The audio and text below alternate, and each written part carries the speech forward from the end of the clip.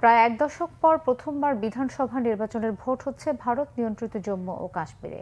সহিংসতার আশঙ্কায় সর্বোচ্চ সতর্ক অবস্থায় আছে সেনা, পুলিশ সহ আইন শৃঙ্খলা বাহিনী। নরেন্দ্র মোদীর নেতৃত্বাধীন ভারতীয় জনতা পার্টি বিজেপি সরকার সংবিধানের ৩৭০ ধারা বিলুপ্ত করে জম্মু কাশ্মীরের বিশেষ মর্যাদা ছিনিয়ে দুটি কেন্দ্রশাসিত অঞ্চলে ভাগ করার পর এবারই প্রথম বিধানসভা নির্বাচন হচ্ছে সেখানে। ৩৭০ ধারা বিলোপে জম্মু ও কাশ্মীরে আসন সংখ্যা ৮৩ থেকে বেড়ে হয়েছে ৯০। নির্বাচনের প্রথম দফায় ২৪টি আসনে জনপ্রতিনিধি নির্বাচনে বুধবার সকাল থেকে বিভিন্ন কেন্দ্রে ভিড় করেন ভোটাররা। স্থানীয় সময় সকাল ৭টা থেকে শুরু হয় ভোট গ্রহণ। ভোটের আগেই একাধিক সন্ত্রাসী হামলার কারণে নির্বাচনী এলাকার গুরুত্বপূর্ণ পয়েন্টে পুলিশের পাশাপাশি মোতায়েন করা হয়েছে আধা সামরিক বাহিনী, সিএপিএফ সদস্যদের। সতর্ক অবস্থায় সেনা সদস্যরাও। জনসাধারণের চলাচলে নিয়ন্ত্রণ আরোপ করে চলছে তল্লাশি। ২৫ সেপ্টেম্বর ২৬টি আর ১ অক্টোবর ৪০টি আসনে ভোটের পর ফলাফল ঘোষণা হবে আগামী ৪ অক্টোবর।